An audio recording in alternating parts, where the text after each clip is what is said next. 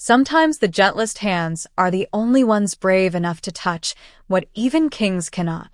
Smoke drifted across the valley like fading storm clouds as the last echoes of battle disappeared into the distant mountains. Broken wagons, abandoned shields, and scattered banners rested beneath a pale afternoon sky, while healers hurried from one exhausted soldier to another. Claire Dawson carried 2 wooden buckets filled with clean water, her worn gray dress brushing against damp grass as she quietly followed the familiar path assigned to every Omega servant. No one noticed her. No one ever did. She was expected to clean, carry supplies, wash bandages, and disappear before anyone remembered her name. The warriors spoke only of victory, yet none of them dared approach the massive black creature lying beyond the command tents. The Alpha King's beast rested alone beneath an ancient oak, its enormous body rising and falling with slow, heavy breaths. Its midnight-colored fur was stained with dried crimson, and every few moments its golden eyes opened just enough to warn anyone who came too close. Several silver bowls of untouched water sat nearby, abandoned after every healer had quietly retreated. Everyone in the royal camp knew the stories. The beast had carried Alpha King Adrian Blackwood through countless battles. It trusted no one except its king. It had refused every healer, every trainer, every noble who believed rank granted permission. Even the royal physicians kept their distance after years of learning that force only deepened its silence. Claire slowed her steps as whispers drifted across the camp. "Leave it alone," one soldier muttered. "It hasn't allowed anyone near since dawn." Another lowered his voice. "The king won't return until sunset. Best not make things worse." Claire nodded politely, even though no one had spoken directly to her. She continued walking, but something made her glance back. The beast wasn't growling. It wasn't showing its teeth. Its eyes followed every passing stranger, with quiet exhaustion instead of anger. She recognized that look because she had seen it reflected in her own mirror too many times. It wasn't fury. It was loneliness, hidden behind pride. Her fingers tightened around the wooden handle of the bucket. Without fully understanding why, she stepped away from the crowded tents and toward the lonely tree. Conversation stopped behind her. Boots shuffled across the dirt. Someone called out for her to come back, but the words sounded distant beneath the gentle breeze moving through the branches overhead. Claire knelt several feet away and carefully set the buckets on the ground. She didn't reach toward the beast.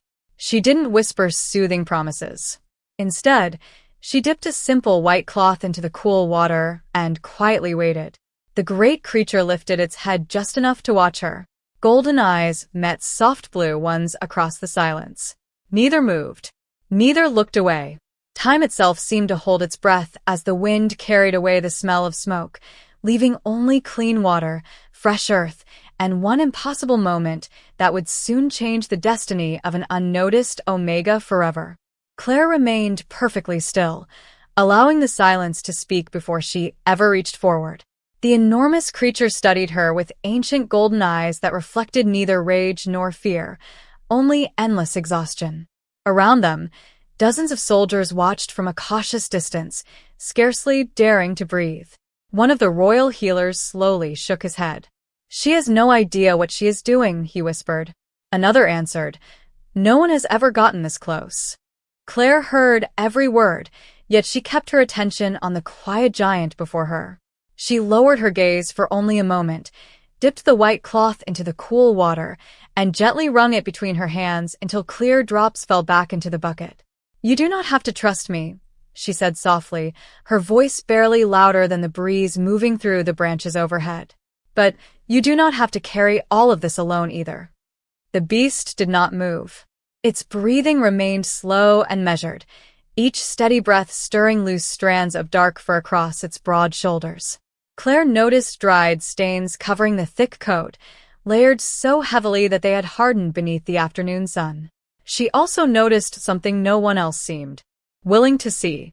Every time someone stepped toward the creature, its muscles tightened long before they came close enough to touch it. It was not preparing to attack. It was preparing to protect itself. That realization settled gently inside her heart. She knew exactly what that felt like. She had spent most of her life hiding behind quiet smiles while avoiding the hands of people who judged her before learning her name. Slowly, Claire lifted the damp cloth into plain sight, giving the beast every opportunity to refuse. The great animal watched the small piece of white fabric, then looked back into her eyes. Several endless seconds passed before its massive head lowered less than an inch. The movement was so slight that most people would have missed it entirely, but Claire understood. It was permission. She inched closer, never rushing, never forcing the moment. When the cloth finally brushed against the edge of its dark fur, the entire camp froze. No growl echoed across the valley. No sudden movement shattered the silence. Instead, the beast closed its eyes. Claire carefully wiped away the first layer of dried stains with slow, patient movements, rinsing the cloth again and again in the bucket until the water slowly darkened. Beneath the dust and dried marks, the rich black coat slowly regained its natural shine. "There you are," Claire whispered with an almost invisible smile. "You have been carrying far more than anyone realized." The beast released a long, quiet breath that sounded almost like relief. Nearby soldiers exchanged stunned glances. One quietly removed his helmet, as though standing inside a sacred place. Another took a slow step backward, unable to understand what he was witnessing. The stories had always claimed the king's companion rejected every hand except one. Yet before all their eyes, the quiet Omega whom no one remembered was gently washing away the weight of an entire battle, and for the first time in countless seasons, the legendary guardian did not pull away. The quiet rhythm between Claire and the great guardian continued, as though the rest of the camp had faded beyond the edge of the world. She rinsed the cloth once more, carefully, brushing away another layer of dried stains while the creature remained perfectly still beneath her gentle hands. The silence surrounding them was unlike anything she had ever experienced. It was not empty. It was filled with trust. Then the distant sound of approaching horses rolled across the valley. Every soldier immediately straightened. Banners shifted in the afternoon wind as a column of royal riders crossed the final hill overlooking the camp. Armor reflected streaks of fading sunlight, and conversations died before a single command was spoken. Claire did not look up. She was focused on untangling a thick patch of matted fur near the beast's shoulder, careful not to pull too hard. She barely noticed that every pair of eyes had turned away from her and toward the arriving king. Adrian Blackwood guided his dark horse through the camp with calm authority that required no raised voice.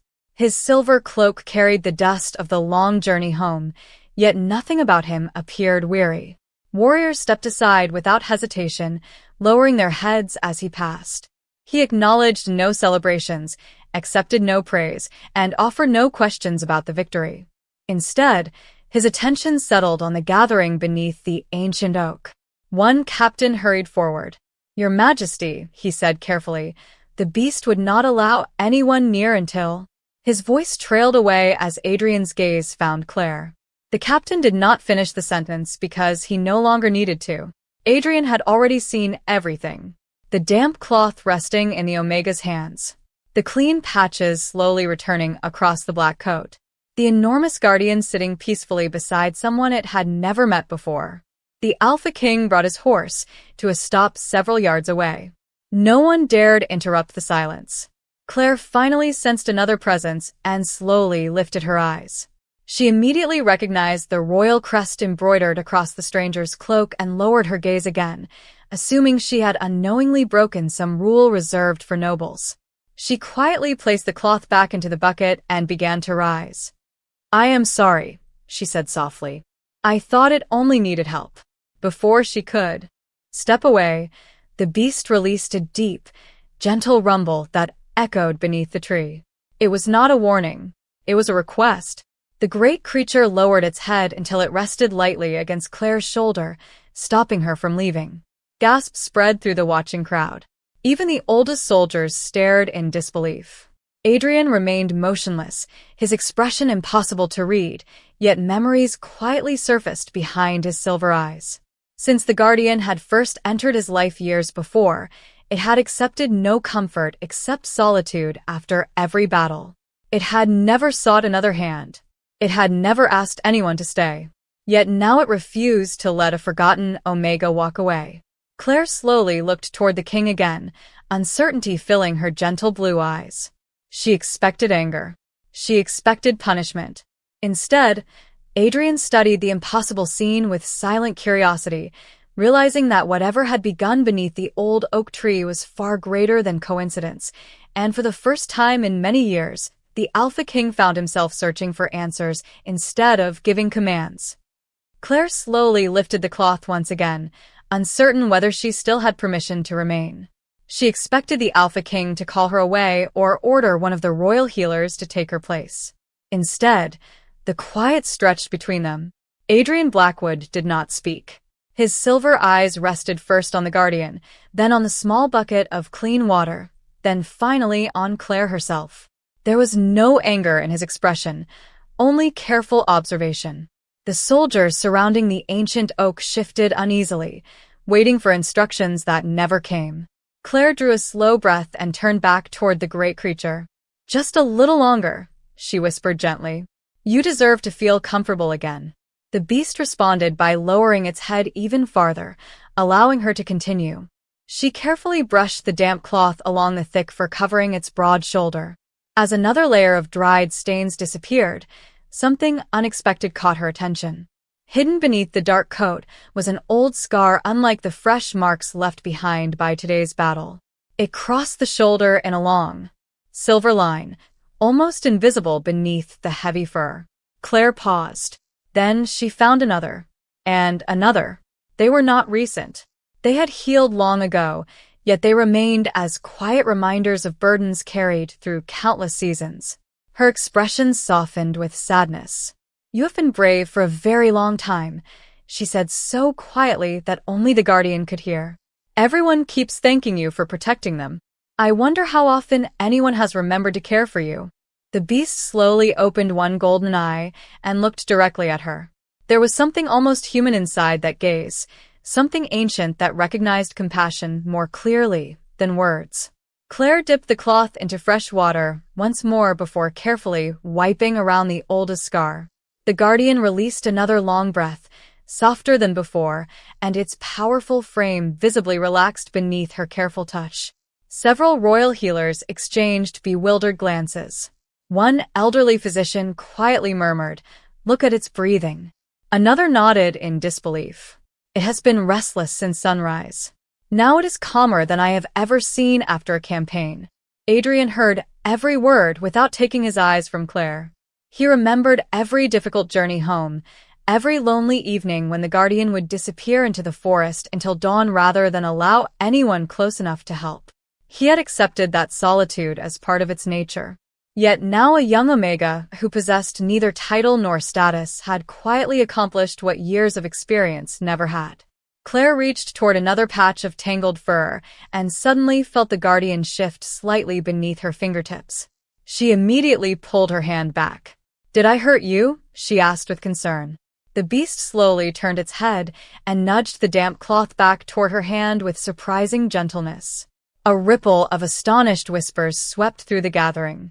It was asking her to continue.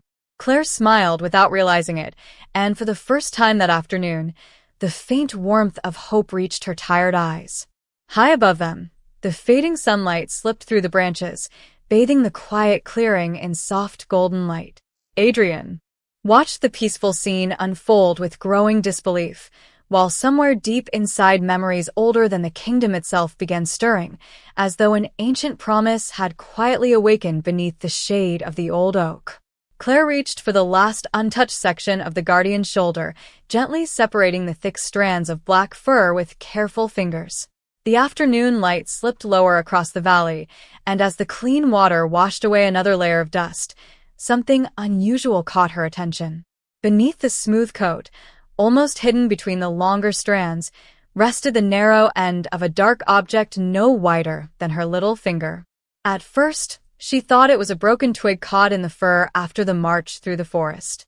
She leaned closer without touching it, studying the shape. It was too straight, too smooth, too deliberate. Her smile slowly faded. "That should not be there," she whispered. The guardian lowered its head again, as though encouraging her to keep looking. Claire carefully brushed the surrounding fur aside with the damp cloth instead of her bare hand. The object became clearer with every gentle movement. It was lodged deep beneath the outer coat, concealed so completely that no one would have noticed unless they had taken the time to clean every inch of its fur. The royal physicians exchanged uncertain glances from several yards away. One quietly frowned. "Did we miss something?" Another answered with a troubled expression. "We examined every visible wound before the king returned." Claire did not hear them. She was listening only to the slow rhythm of the guardian's breathing. It changed ever so slightly whenever the hidden object shifted beneath the fur. Not from fear, from discomfort that had been carried for far too long. She rested the damp cloth against the surrounding area without applying pressure. "You have been trying to tell everyone," she murmured. No one understood where it hurt. The beast looked directly into her eyes. Its golden gaze remained calm, almost patient, as though it had been waiting for someone willing to notice what strength had hidden from everyone else. Claire slowly stood and turned toward the gathering. "May I have a small pair of healer's forceps?" she asked politely. The request surprised the camp into silence. A young physician instinctively reached for the instrument at his belt before hesitating and looking toward Adrian. The Alpha King had not spoken since arriving beneath the old oak. Now, he finally broke the silence with a single calm nod. The physician hurried forward and placed the polished tool into Claire's waiting hand. She accepted it with quiet gratitude before kneeling once more beside the guardian. Every soldier leaned forward. Every healer watched without blinking. Claire carefully parted the dark fur again until the hidden object appeared beneath the fading sunlight. It was not large, but it had remained buried where no hurried examination could have found it. She drew a slow breath. "I am going to help," she whispered. "If you trust me, stay still." The guardian answered by gently placing one enormous paw beside her knees and lowering its head until its forehead nearly touched her shoulder. The entire camp fell into complete silence. Adrian's silver eyes narrowed with growing realization. Whatever Claire had discovered, it was something every experienced healer had overlooked, and for reasons he could not yet explain, his oldest companion had chosen only one person in the kingdom to reveal it to. Claire steadied her breathing and carefully positioned the small pair of forceps around the narrow object hidden beneath the guardian's thick black coat. She did not pull immediately. Instead, she studied the angle, making certain that every movement would be as gentle as possible. The great creature remained perfectly still, its golden eyes resting on her face with complete trust. Around them, the royal camp seemed frozen in time. Even the wind through the branches grew quiet. Claire whispered, "Thank you for believing in me." Then, with slow and careful hands, she eased the hidden object free. It slid out smoothly, revealing a slender dark spike no longer than 3 inches, carved from an unfamiliar black stone instead of metal. Soft murmurs spread through the gathered healers. One elderly physician stepped forward before stopping. "Himself. That was never there during our examination," he breathed. Another healer stared at the stone in disbelief. "It does not belong to any weapon used by our armies." Claire gently placed the strange spike onto a folded cloth without taking her eyes off the guardian. Almost immediately, the creature released the deepest breath anyone present had ever heard from it. The sound rolled across the quiet valley like a long sigh carried away by the evening breeze. The tightness that had lingered in its shoulders slowly faded. Its ears lifted. Its posture relaxed. For the first time since the campaign had ended, it looked peaceful instead of merely enduring. Claire smiled with quiet relief. "That feels better, does not it?" she asked softly. The guardian answered by leaning its enormous head into her shoulder with unmistakable affection. A ripple of astonishment swept through the soldiers. Several exchanged uncertain glances, wondering if they were witnessing history unfold before their eyes. Adrian Blackwood dismounted without a word and walked forward alone. His measured footsteps stopped only a few feet away. He looked first at the black stone resting on the cloth, then at the guardian, and finally at Claire. "May I see it?" he asked calmly. Claire immediately offered the cloth with both hands. Adrian examined the dark spike beneath the fading sunlight. Strange silver lines shimmered across its surface before disappearing again. His expression became thoughtful.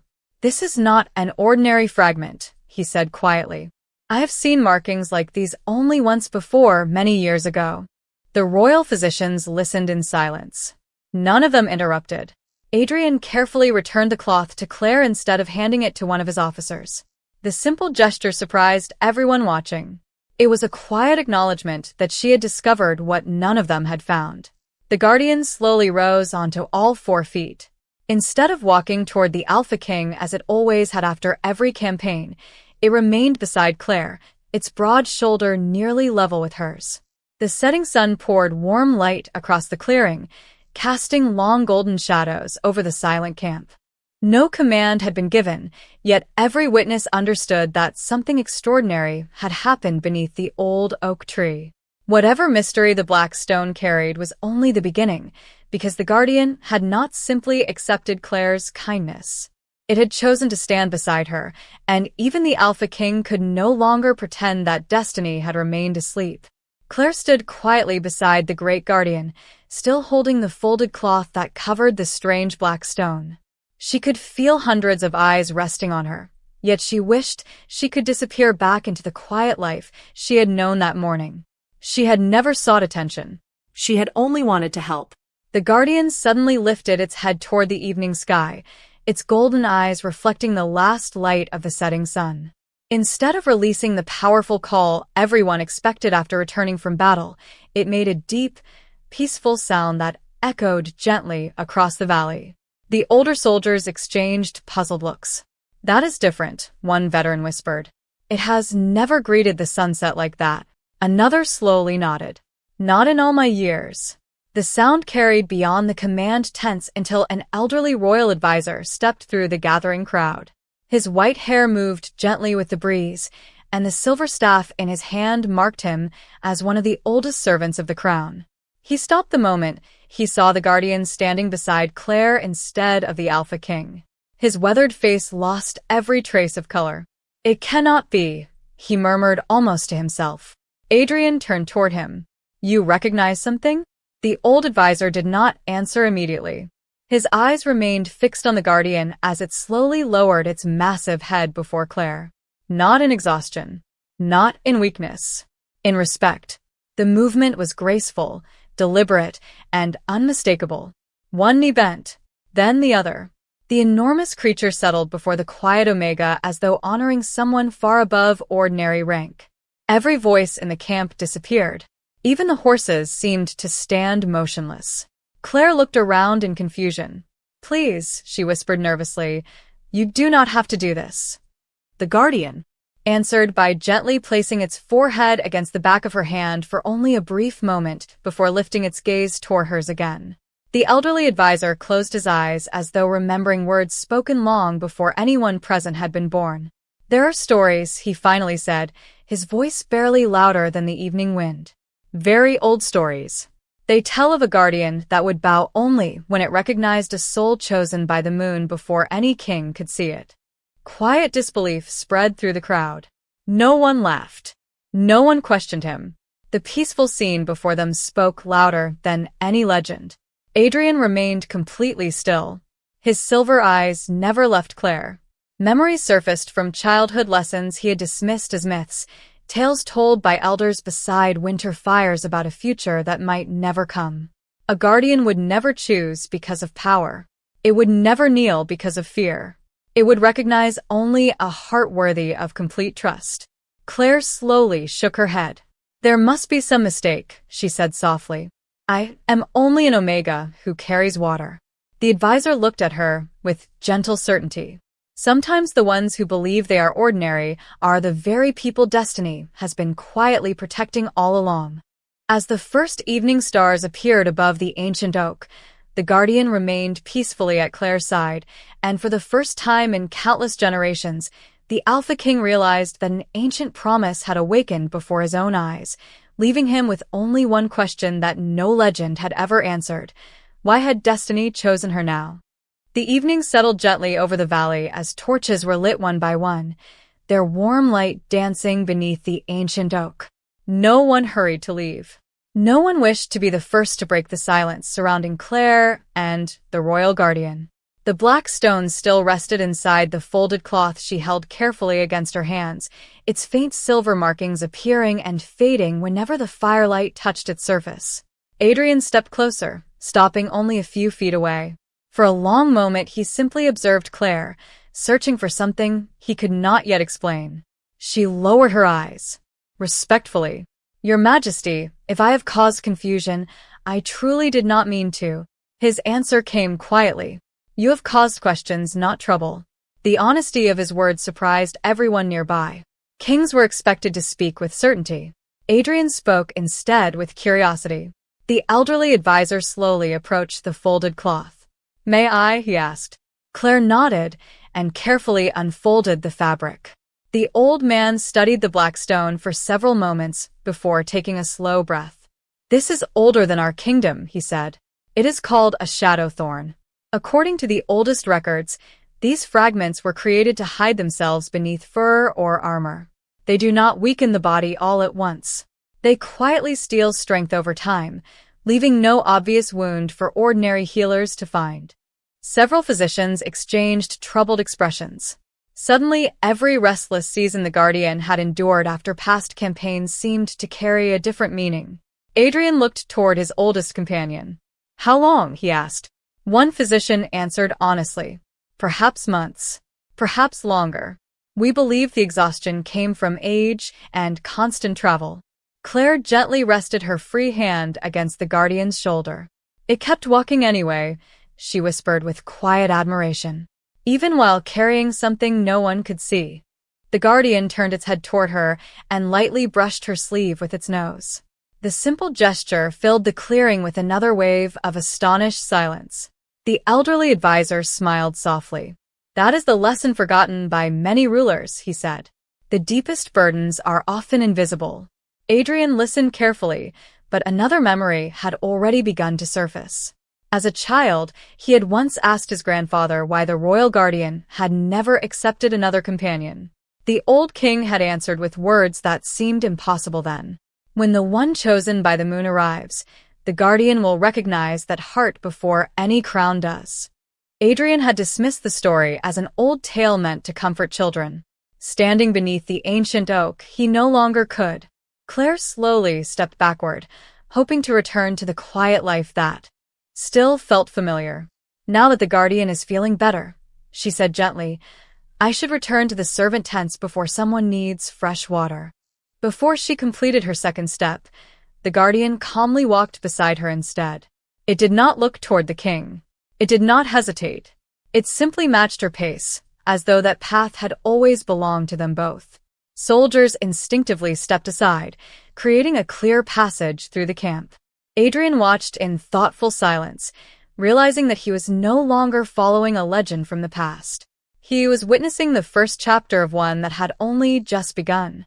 Night settled peacefully across the royal camp, and one by one the distant conversations faded until only the gentle crackle of firelight remained beneath the stars. Claire finally reached the modest servant tents with the guardian still walking quietly beside her, its steady presence drawing astonished glances from every soul it passed. She stopped outside the small canvas shelter that had been her home for the campaign and smiled with quiet gratitude. "You should rest now," she whispered. "Everyone has been worried about you." The great creature looked at her for a long moment before slowly sitting beside the entrance instead of returning to the royal grounds. Several nearby servants exchanged bewildered looks, unsure whether they should bow, run away, or simply remain silent. Claire sighed softly. "I do not think this is where you usually sleep," the guardian answered by calmly closing its eyes, as though it had already made its decision. Moments later, measured footsteps approached through the torchlight. Adrian Blackwood arrived without royal fanfare, accompanied only by the elderly advisor, who respectfully remained several steps behind. The Alpha King stopped before Claire's tent and regarded the peaceful guardian with a thoughtful expression. "It appears my oldest companion has chosen to ignore every habit it has kept for years," he said with the faintest trace of amusement. Claire lowered her head respectfully. I never asked it to stay, Your Majesty. Adrian nodded. I know. For several quiet moments, neither of them spoke. The stillness felt comfortable rather than awkward, broken only by the gentle sounds of the evening forest surrounding the camp. Adrian's gaze eventually settled on the folded cloth still resting in Claire's hands. You noticed what everyone else overlooked, he said.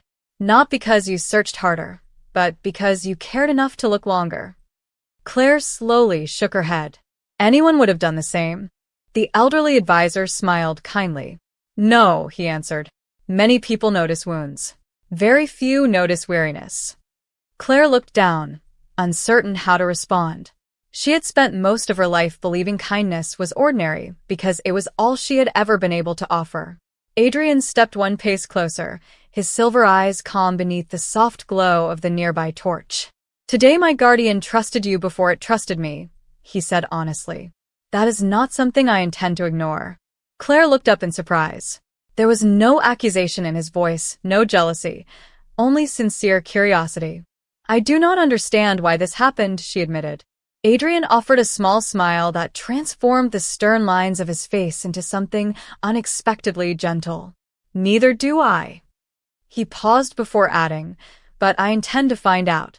The guardian quietly rose and moved to stand between them before gently resting its head first against Claire's shoulder and then lightly against Adrian's arm, as though inviting them both into the same silent promise. The elderly advisor watched with knowing eyes, but spoke no further words. Some truths, he understood, revealed themselves only with time. Adrian inclined his head respectfully toward Claire before turning to leave. After several steps he stopped and looked back beneath the starlit sky. It was not only my guardian that recognized something tonight, he said quietly. For the first time in many years, I believe destiny has begun speaking again, and I think it started with you. Claire remained standing beneath the quiet stars long after he disappeared into the darkness, unaware that by simply choosing compassion over fear, she had already changed the course of a kingdom that had been waiting far longer than anyone remembered.